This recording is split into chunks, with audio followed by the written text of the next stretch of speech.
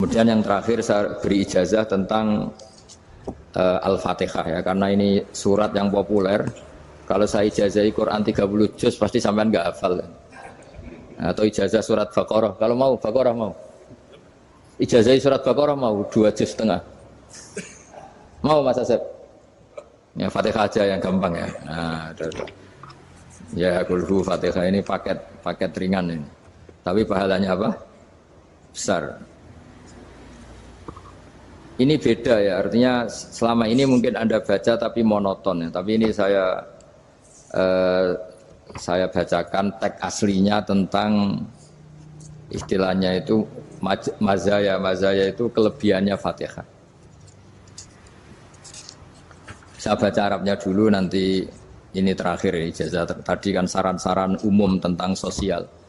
Ya, pokoknya jadikan kebaikan itu punya nilai sosial yang baik lah. Jadi nanti orang yang nggak amanah nggak laku, ya calon bupati, gubernur, presiden yang nggak amanah juga nggak laku. Begitu juga kiai yang tidak amanah juga nggak laku, suami yang nggak amanah juga nggak laku, istri yang nggak amanah juga. Sehingga kebaikan ini jadi nilai sosial yang dalam tanda kutip sudah keniscayaan. Yang diinginkan Allah itu seperti itu, bukan kebaikan yang dipaksakan karena kekuatan negara. Maksudnya kalau bisa kebaikan itu tidak usah dipaksakan. Memang sudah satu kebutuhan. Kayak cerita-cerita di negara maju itu, bahkan apapun jatuh itu nggak ada yang ngambil apa itu. Makanya gambarannya Mekah Medina kan gitu kan, barang jatuh nggak ada yang berani apa ngambil. Itu saking sudah jadi sistem. Sehingga banyak negara di Eropa itu yang sampai nggak punya tentara, nggak punya polisi karena kebaikan itu sudah. Nah kita kan masih capek, polisinya aja capek apalagi masyarakatnya, karena ya kebaikan itu belum jadi nilai apa bersama. Nah kita selain ditopang negara, ada polisi, ada tentara, itu kita usahakan kebaikan itu jadi nilai apa bersama. Tadi wa'tamiru bainakum bima'ruf. Dan kita punya reputasi yang bagus dalam bab ini. Saya masih ingat kecil saya itu yang jilbaban hanya keluarga kiai. Sekarang rata-rata masyarakat itu jilbaban. Dulu yang sekolah SMP, SMA itu jilbaban kadang dulu malah dilarang ya, harus sama seperti itu seragamnya. Sekarang sudah boleh dan nyaman. Lama-lama yang dapat simpatik ya yang pakai pakaian model tertutup seperti itu. Lama-lama gamane cara wong golek mantu ya golek yang seperti itu daripada yang blodor. Lama-lama jadi nilai bersama. Ya ingin saya seperti itulah. Di terminal juga sama. Orang mau makan cari warung yang kelihatan ada ayat kursinya, pakai jilbab, atau paling enggak dia enggak mungkin lah nyuguhkan yang tiren atau yang haram. Kan ada garansi sosial, ada apa? Ada garansi apa? Sosial. Dengan penampilan yang soleh itu kan, masa iya nyuguhkan oplosan babi gitu misalnya itu. Jadi nilai sosial itu harus benar-benar jadi nilai. Sehingga negara biar enggak capek-capek itu. Polisi juga gak capek kan, karena tugasnya corong Jawa mau ngawat-ngawati tok, tapi sudah tidak perlu tegang karena kebaikan sudah jadi nilai apa bersama. Ya, ingat-ingat ya ayatnya tadi, wa'tamiru bainakum bima'ruf. Jadi kebaikan itu harus jadi nilai bersama. Iktimar itu menjadi urusan bersama. Makanya kalau kita rapat besar disebut apa? Muktamar. Muktamar itu urusan bersama. Ya tadi, imamnya sholat juga menopang Gojek karena enggak lama-lama nopang Grab, nopang Kernet, nopang penjaga Indomaret, penjaga bensin, pom bensin. Nah dia hanya punya waktu 5 menit terus imamnya baca Baqarah kan. Iya imamnya mursyid, mungkin dia tambah lama tambah dapat aplaus dari muhibbinnya, tapi makmumnya dia tambah lama tambah dapat penghormatan dari pecintanya, tapi kitanya wah khusyuk wali kan, dia dapat status naik lah. Kita yang sudah tidak ikut jadi wali diganggu apa pekerjaannya. Kalau ada imam seperti itu sampai mufarokoh saja, niat ya Allah sampai sini saja saya makmum orang itu, silakan orang itu punya urusan sendiri dengan jenengan ya sudah, atau salib saja apa. Dan itu boleh kalau dalam fikih namanya apa mufarokoh. Mufarokoh itu niat, tapi kamu jangan langsung selonong mufarokoh, niat dulu pamit sama Allah bahwa sekarang mau mufarokoh. Ya, tapi ya jadi sholat yang aneh kan, imamnya masih rukuk, kamu terus sujud, terus apa-apa selesai ya. Mungkin dalam pandangan itu orang lain ini maksudnya makmum gimana ini kok begini. Tapi sudahlah Allah Maha tahu. Nah, insya Allah dimaklumi. Ya saya baca tentang Fatihah ya, karena sampean pasti sering baca Fatihah. Supaya sekaligus jadi jimat lah gitu. Jadi kalau kamu sering di jalan-jalan yang mungkin sepi atau mungkin kan tidak semua teman Grab itu nasibnya bagus yang di Semarang Jogja. Mungkin yang di Kalimantan di Papua kan ada yang 10 kilo gak ketemu rumah, ya kan? Ya lihat di TV-TV itu kan kasihan kan. Sudah 10 kilo gak ketemu rumah, penumpangnya kewekar preman tuh kan. Ini makan orang enggak kan gitu. Kan ujiannya dua. Kalau penumpangnya cantik itu ya kecoba syahwat, kalau preman takut. Jadi orang itu selalu ujian itu. Sing sedengan itu kan jarang orang itu. Jadi kalau penumpangnya perempuan cantik ujiannya itu syahwat, kalau preman ujiannya ketakutan. Kalau orang yang lemah bawa uang ujiannya kamu ingin garong. Jadi hidup itu memang semuanya ujian. Liyabluwakum ayyukum ahsanu amala. Makanya saya sering ditanya oleh teman-teman, Gus, nah ujiannya kenal wong wedok elek piye sama? Kenal wong ayu ujiannya syahwat, kenal wong elek ujiannya ngenyek, itu sama-sama dosa. Syahwat ya dosa, ngenyek juga dosa. Welek keriting untune metu ya dosa ngomong gitu. Kadang-kadang orang berpikir enak kancanan wong elek gak dosa. Kata siapa kancanan wong elek itu ya dosa karena bawaannya ngenyek. Ngenyek itu menyepelekan itu. Makanya saya itu ya nggak mau berteman sampean. Nanti kan bawaannya ngenyek atau seneng ya enggak tahu. Ya sudah ada takdir saja kalau ketemu ya tak ulang ngaji gitu. Tapi ini ngaji terakhir, setelah ini ngaji biasa aja, enggak usah resmi gini. Ngaji kok resmi aneh. Pokoknya nanti suatu saat kalau pandemi sudah berlalu saya akan ngaji Rebone, lalu ini ngaji. Ini ngaji yang kurang bagus karena ngatur kiai kurang berkah ini. Nanti tapi ya lumayan lah masih mau ngaji. Ngaji kok tanggal ini jam ini. Sekarang suatu saat kamu tak panggil, Mas Wahyu datang ke sini jam ini tidak mesti bisa. Mungkin pas ada acara apa, maaf ke sini pas ngecek pas apa. Gitu. Jadi ya sudah tapi tak maafkan enggak apa-apa. Takdir ya. Tak bacakan supaya sampean tahu keramatnya bismillah. Nah, sebelum saya bacakan bismillah Fatihah tak beritahu tentang ilmu tafsirnya karena ini penting sekali. Fatihah itu dawuhnya Allah, tentu itu dawuhnya Allah. Saya ulang lagi itu kalamullah. Tapi yang sudah diberikan kesampaian ke kita semua.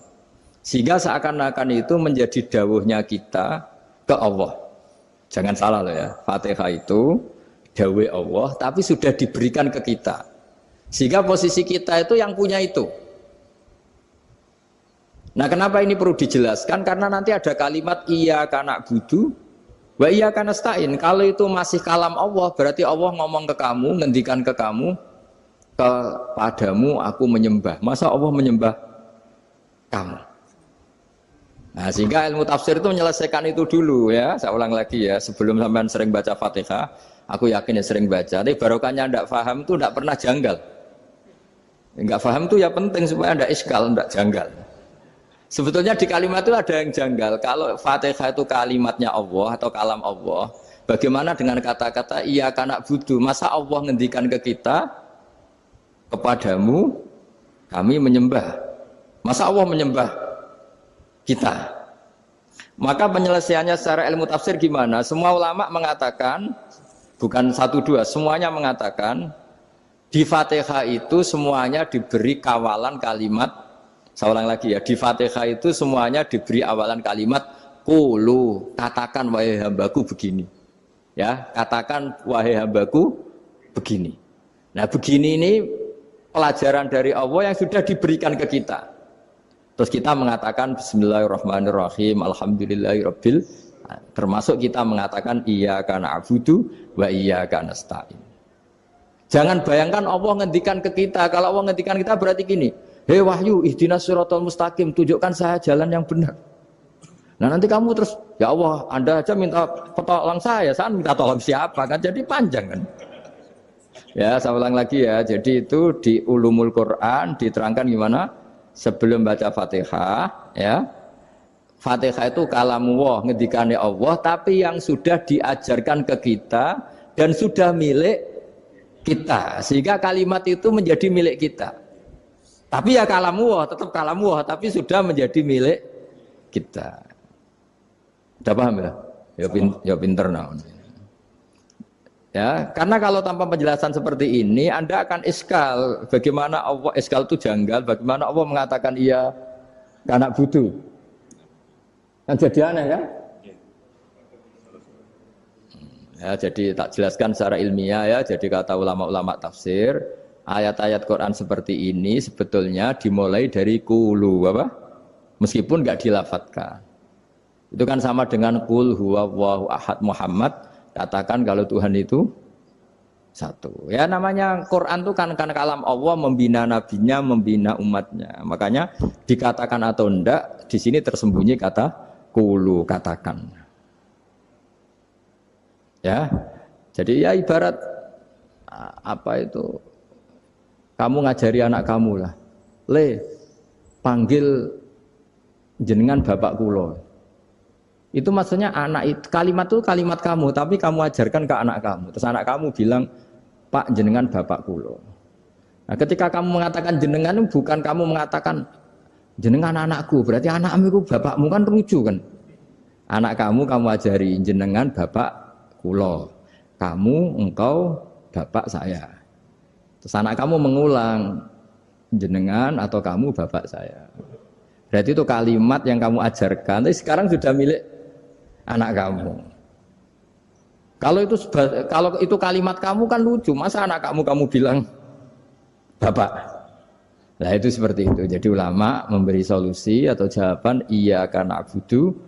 Iya itu sebelumnya ada kata-kata kulu, katakan wahai hambaku, hubungan kamu dengan saya adalah katakan iya karena abudu wa iya karena nasta'in. Terus hubungan kamu dengan saya katakan juga dalam doamu ihdinas siratal mustaqim. Jelas ya, jadi itu kalam Allah yang sudah milik kita karena diajarkan Allah untuk kita.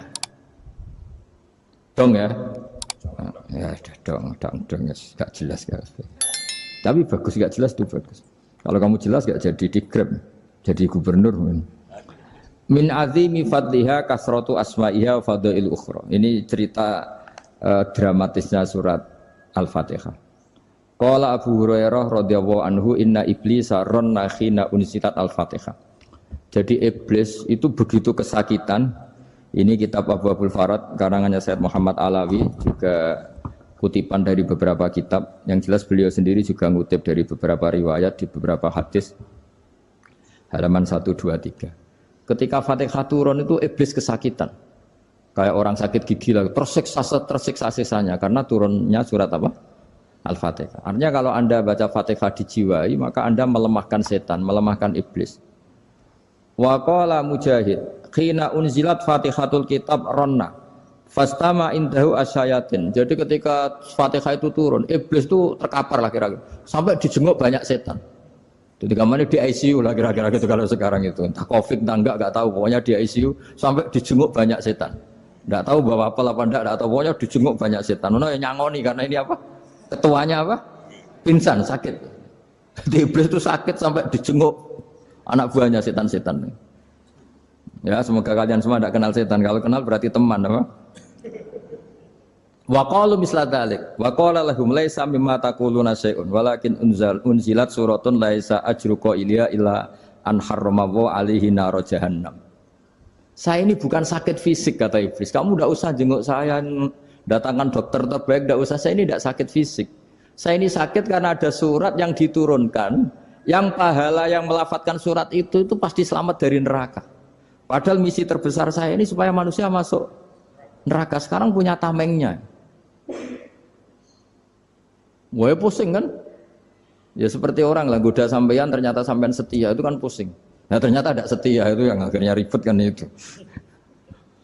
Jadi iblis itu cita-cita terbesarnya kan semua orang itu masuk neraka. Nah sekarang turun satu surat yang gara-gara surat itu siapapun yang baca dijamin selamat dari neraka. Jadi walakin unzilat suratun laisa ajru qailiha illa an harramallahu alaihi nar jahannam. Karena jadi dia shock lah, kalau orang di Jawa itu bilang shock. Aduh sial nasib saya ini umat nggak bisa saya goda lagi karena punya tamengnya tadi punya. Qad tolakai dukum makrukum. Rekayasa kalian sekarang itu tidak ada gunanya semua. Nah, ini alhamdulillah di Indonesia kelihatan kan banyak yang miskin, banyak yang susah. Tapi selagi mereka masih sholat, itu keinginan mencari halal itu masih tinggi. Kayak apa kita di tengah kota, jauh dari anak istri, jauh dari tetangga. Biasanya kalau orang jauh dari anak istri, tetangga kan sakar PDW. Tapi yang soleh masih banyak, sudah jauh dari keluarga tetap lurus. Loh, kalau yang dekat lurus kan wajar, konangan wong akeh kan. Ini sudah jauh masih lurus. Nah ini nggak lepas dari barokahnya surat apa? Surat Fatihah tadi. Jadi karena ada surat yang menjamin pelafalnya atau qailiha terbebas dari api neraka. Wa qalat as-sayatinu lahu is ayyusai'in ta'muruna ya maulana. Faqala lahum idhabu wajtahidu hatta tukhfilu qulubahum hatta la yaqulu hadhihi surah. Lalu kita gimana? Jari para setan gitu. Lalu kita gimana? Terus kata iblis, sudah bikin mereka lupa sehingga tidak baca lagi. Selagi masih baca kita pasti keok. Jadi kalau sampean sudah jarang baca Fatihah itu berarti sudah bagian dari kemenangan apa? Iblis. Jadi kalau sampean sudah jarang baca Fatihah itu berarti bagian dari kekalahan Anda, kemenangan iblis. Masih sering baca? Berapa kali? Terus apa lagi?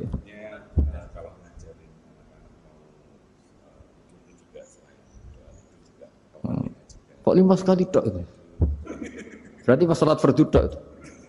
Enggak 5 kali itu mendingan itu 17. Kamu itu ngitungnya jangan 5 ini. 5 waktu itu berarti lumayan kan? Berapa? 17 ya? Ya. 17 ya? Ya. 17. Tapi kalau makmum tuh sering separuh kan, apalagi makmum tarawih. Ya kan? Makmum tarawih itu bacanya Fatihah ada yang sempurna enggak ya? Ya enggak lah. Baru alhamdulillah rabbil alamin ruko ikut ruko gitu. Makmum kan yang tarawih lah. Kalau tarawih jarang sempurna ya. Fatihahnya itu. Kan imam sudah ruko. Kamu bacanya Fatihah sampai mana tuh? Baru setengah ya. Ya paling pas tarawih aja kan enggak sempurna ya. Apalagi kalau imamnya sing kilat tuh waduh malah. Nah ketika Fatihah itu sebegitu keramatnya, sebegitu topnya, itu setan rapat, singkat cerita itu yang tadi dipimpin oleh iblis yang sedang terkapar apa? Terus tadi obatnya nggak ada, cuma dia shock karena ada surat yang turun yang melafatkan itu pasti selamat dari apa? Neraka. Nah ini gimana saran Anda? Terus sarannya adalah bikin orang-orang itu lupa, tidak baca Fatihah. Nah ini rapatnya iblis. Idzabu wajtahidu hatta tufilu qulubahum hatta la yaqulu hadhihi surah. Kala yuksiru qira'ataha wa la yakunu lahum ajrun wa thawabun bal yakunu lahum adzabun wa iqabun.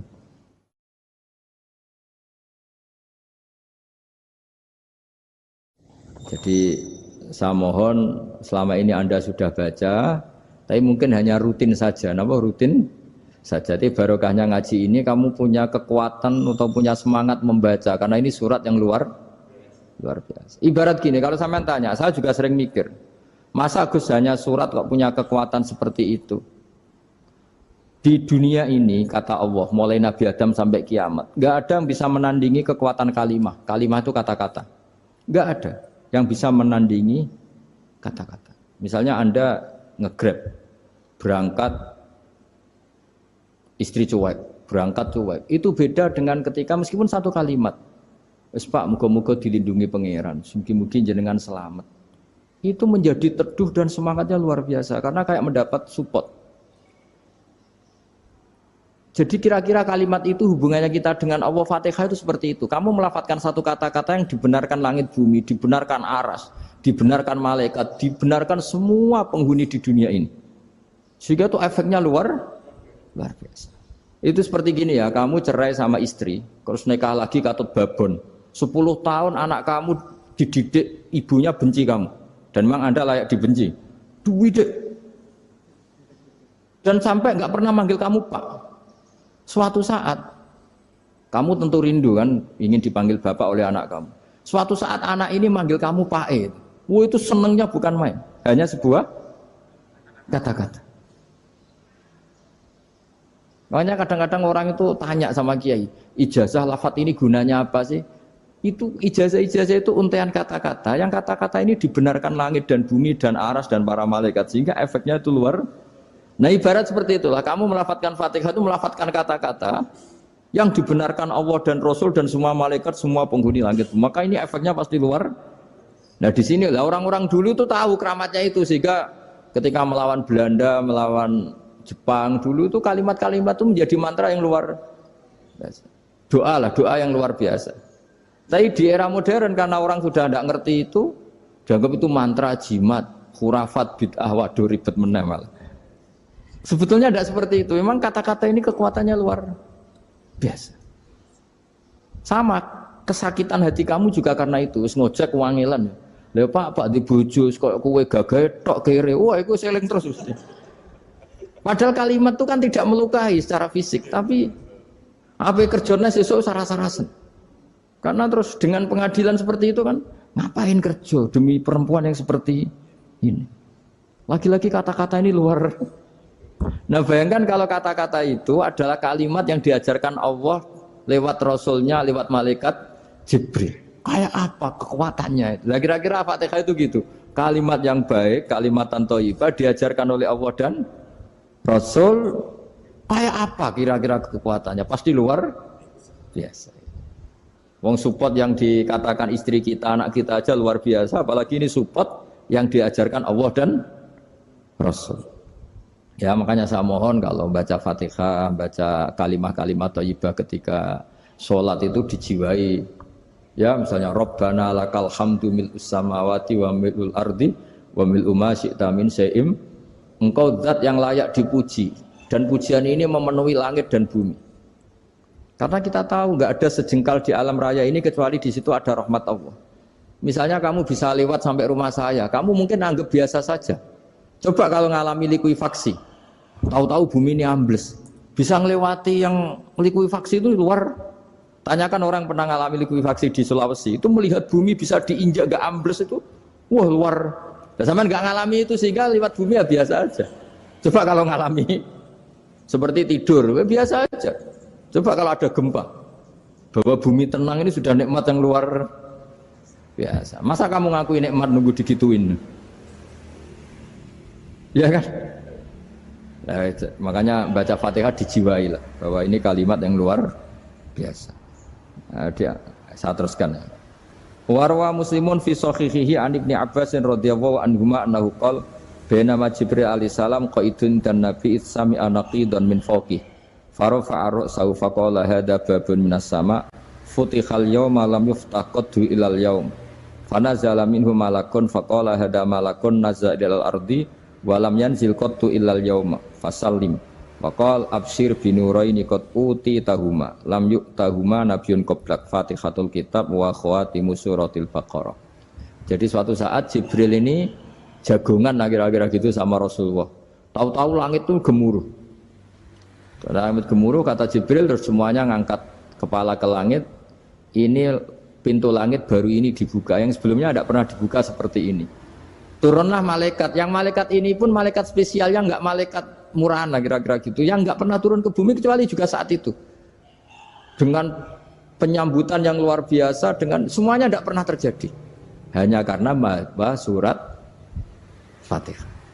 Jadi ini surat yang luar biasa, pengawalannya lewat malaikat yang spesial, nggak pernah turun di bumi kecuali saat itu. Penyambutannya juga nggak pernah seperti itu, baru seperti itu. Jadi semuanya itu spesial. Nah, kenapa ini spesial?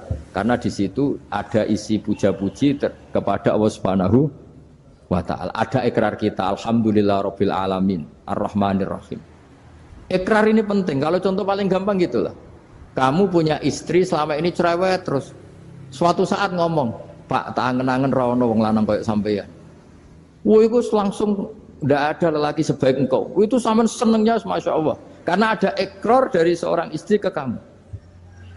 Nah, bayangkan kalau ikrar kita sebagai hamba diakui oleh Allah Subhanahu, maka ikrar ini akan dicatat sebagai kebaikan kita yang kita panen nanti di akhirat. Karena ada ikrar. Kita ikrar bahwa alhamdulillah rabbil alamin. Kita ikrar ar-rahmanir rahim, kita ikrar maliki yaumiddin, kita ikrar iyyaka na'budu wa iyyaka nasta'in. Ya, sampean misalnya jadi orang Indonesia, ketemu orang Indonesia yang makmur di Jerman, terus lupa Indonesia. Kamu orang Indonesia? Enggak, saya enggak orang Indonesia. Mangkel gak kira-kira? Mangkel. Karena salah ikrar kan gitu. Ya, jadi saya mohon jangan anggap kalimat itu hal yang biasa, tapi luar biasa. Nggih, ngoten mawon. Assalamualaikum warahmatullahi wabarakatuh.